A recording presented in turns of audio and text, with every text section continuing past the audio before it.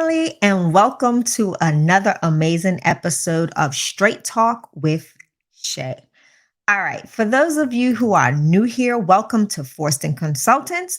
I am Shay Forston, one of the amazing consultants here at Forston Consultants, and I am also the president and founder of the Angela Denise Foundation, where I house homeless women out of an ILF that is a nonprofit organization. So, we're going to dive into some amazing questions that have been asked to me. And one of which that we are going to focus on today is the things that I take into consideration when housing women. Plain and simple. I have been asked this question on um, several times. I've been asked this question. So I'm here to give you an in depth overview of what I take into consideration when I house my all female population. I've got my notes over here. So if you see me looking, it's just to keep me on track so that I'm giving you all the information that I've come here to deliver. So let's dive in. All right. So, the first thing I take into consideration when housing this population is my bed count. I currently utilize a 3-2 or a 4-2 or 4-2 and a half model to house my women.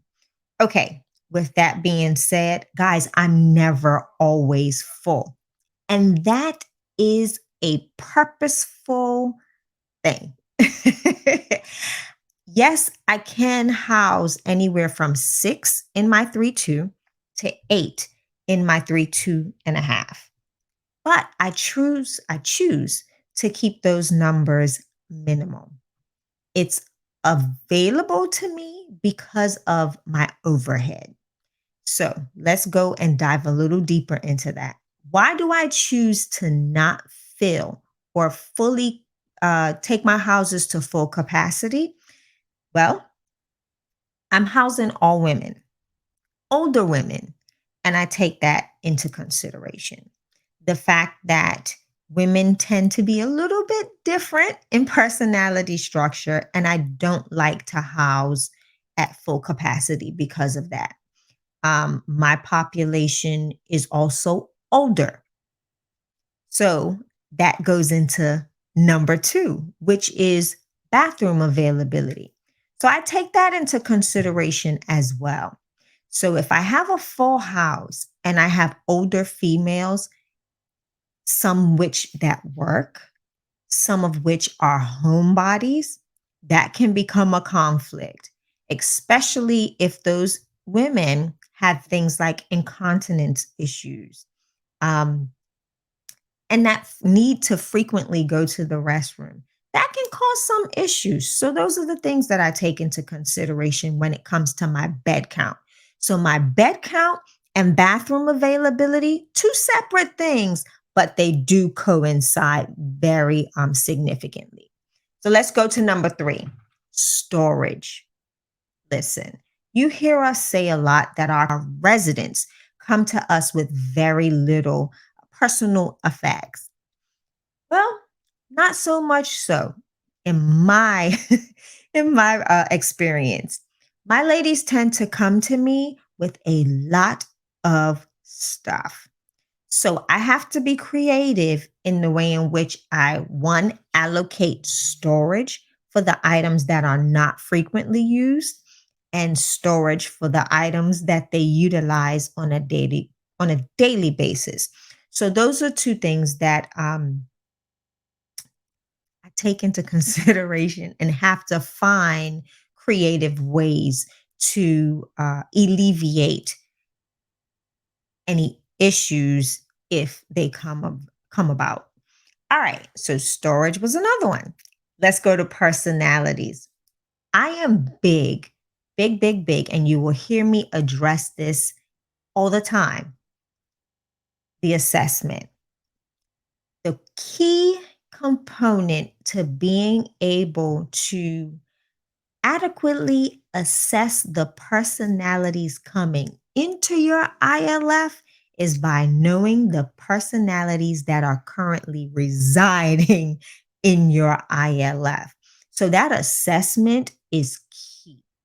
You have to know who you have and know what personalities will be compatible with those that you bring in. And that does several things. It keeps the phone calls down for you.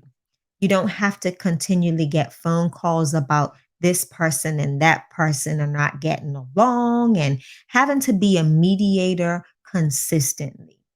You don't want that. Independent living. Live, thrive without the need for supervision or staff. That's what we teach. So that is a big key. That's a gem. Hang on to that one.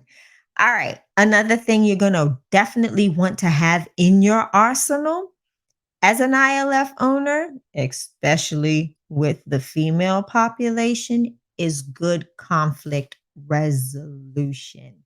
And not only with you being a mediator, but being able to provide them the necessary tools that they can mediate effectively their own conflict.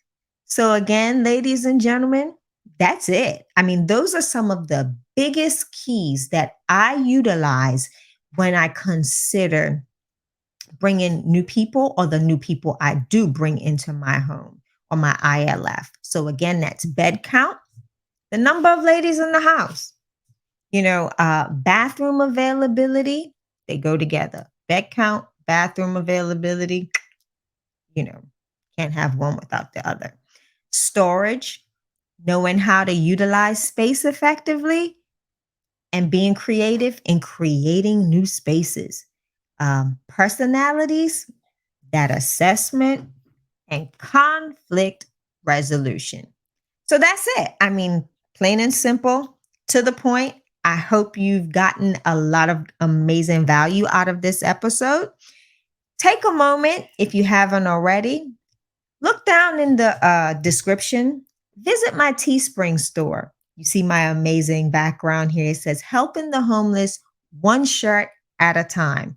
Guys, the Angela Denise Foundation is a 501c3. So visit our Teespring store, donate, buy apparel that has a purpose, and help us to house this amazing population. Again, thanks to Forston Consultants for allowing me to share this amazing platform and share my experience and encourage you in becoming an independent living facility owner and operator. If you haven't already, like, subscribe to this channel, and make sure that notification bell is activated.